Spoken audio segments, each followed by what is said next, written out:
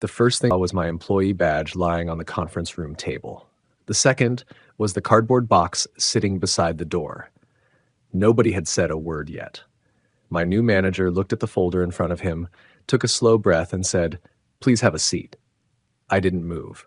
I had worked at that warehouse for almost 6 years, and I had seen enough termination meetings to recognize one before anyone opened their mouth. The HR representative kept her eyes on a notebook. She wouldn't look at me. My manager finally looked up. "I'm sorry we have to meet like this." Everything inside me went quiet. I sat down. He pushed a document across the table. "We're ending your employment effective immediately." I honestly thought I had heard him wrong. "I'm sorry. What?" He nodded toward the paper. "Please read the first page." I didn't. Instead, I looked at him. "There has to be a mistake." His expression never changed. "I don't believe there is." That sentence stayed with me longer than anything else he said, not because it was rude, because he sounded completely certain.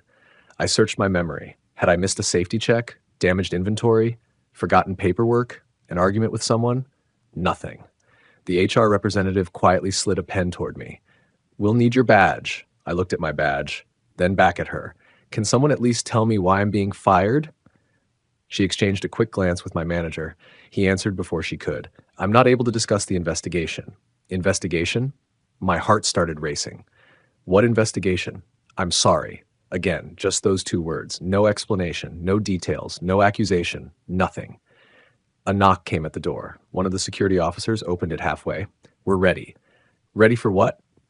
Then I saw the cardboard box. I suddenly realized it wasn't there by accident. It was for my things. The walk back to my locker felt longer than the 6 years I'd worked there. Nobody spoke.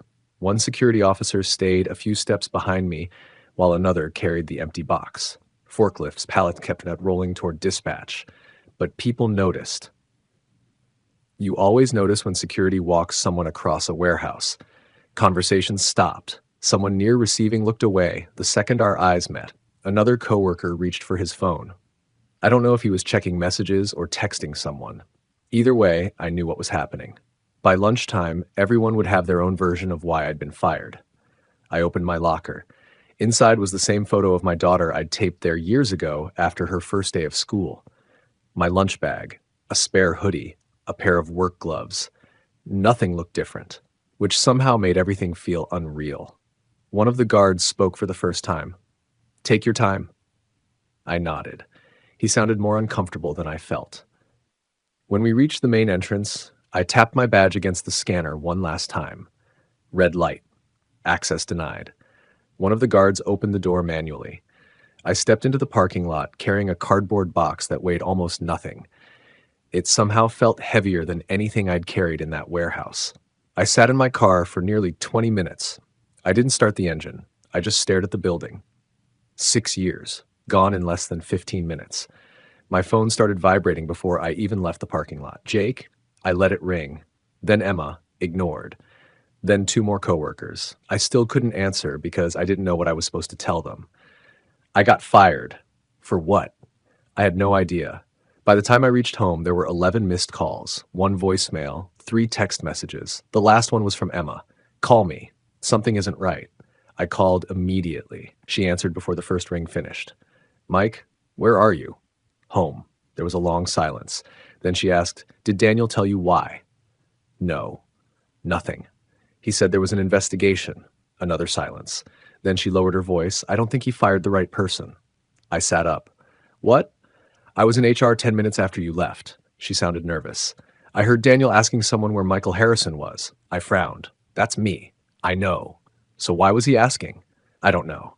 She hesitated, but everyone looked confused. The line went quiet. Finally, I asked, "Emma, are you sure?"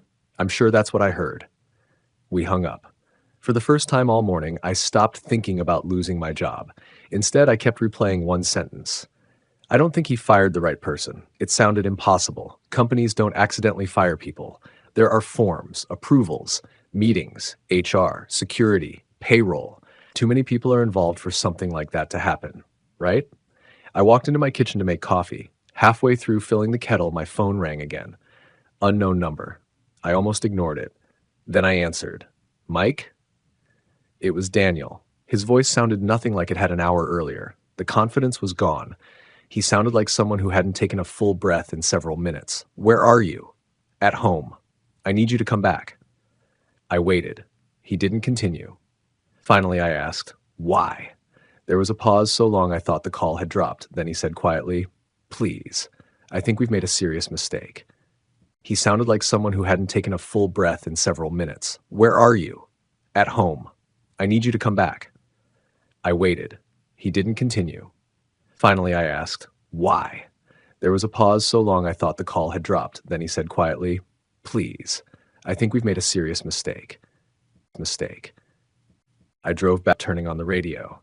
The whole way there, I kept telling myself not to get my hopes up.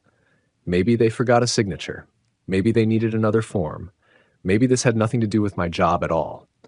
The parking lot looked exactly the same as it had an hour earlier. Except this time, one of the security officers walked over as soon as I got out of my car. He opened the front door before I even reached it. "I'm sorry about this morning," he said quietly.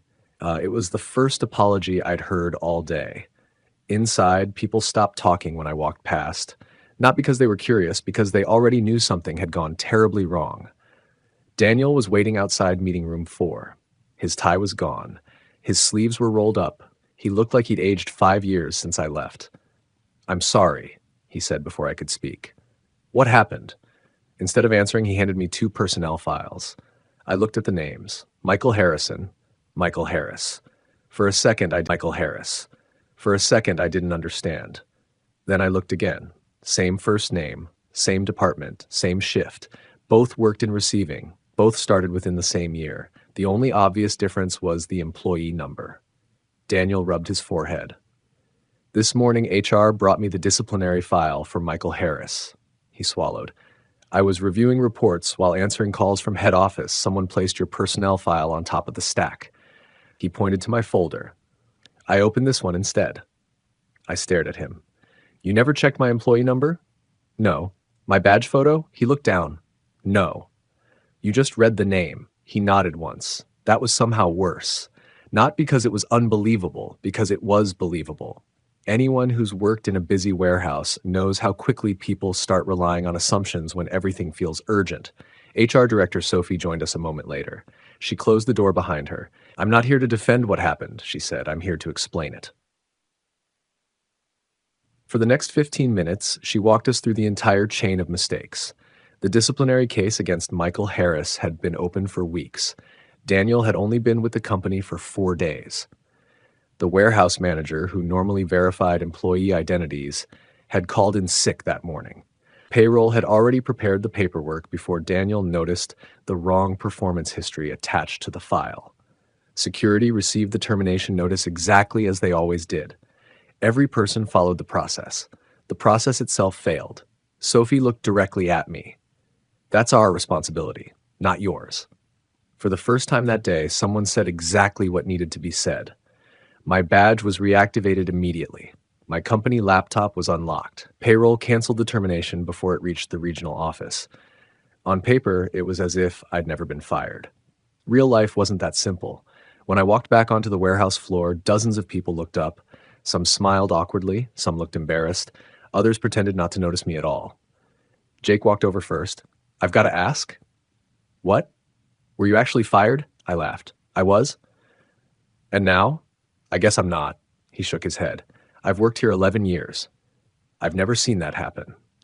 Neither had I. The next few weeks were strangely normal. Orders still had to ship, forklifts still broke down, someone still forgot to refill the coffee machine every Monday morning. Work doesn't stop just because something unbelievable happened. But little things changed. Every meeting invitation suddenly included an agenda. Managers started confirming employee numbers before performance meetings. HR stopped using printed folders with nearly identical names. Instead, they used digital profiles with badge photos displayed on screen. It slowed everything down by maybe 30 seconds. Nobody complained. About a month later, Daniel asked if I had time to talk. This time, the calendar invitation actually said, "Discussion, process review." I smiled when I saw it. At least I knew why I was walking into the room. When I arrived, there was no HR representative, no security, no cardboard box, just Daniel and 2 cups of coffee. I owe you more than an apology, he said. You already apologized. I know. He looked around the office for a moment before continuing. I've been trying to figure out why I missed something so obvious. I didn't answer, he continued. I kept telling myself I was busy. He shook his head. But busy isn't an excuse. It's how mistakes start. That sentence stayed with me, not because it fixed what happened, because it was honest. A few weeks later, the company introduced a new verification policy across every warehouse in the region. Before any termination meeting, two managers had to confirm three things together: the employee's full name, employee number, badge photo. If even one item didn't match, the meeting stopped until it was verified. It sounded like common sense. The truth is, most safety rules sound obvious after someone gets hurt. 6 months later, hardly anyone mentioned the incident anymore. New employees never knew it had happened. The warehouse moved on. So did I. Every now and then, I'll see Daniel standing outside a meeting room with a folder in one hand and an employee badge in the other. He always checks both twice before opening the door. He never rushes. Neither do I. Because I learned something that morning I never expected. Careers can survive honest mistakes.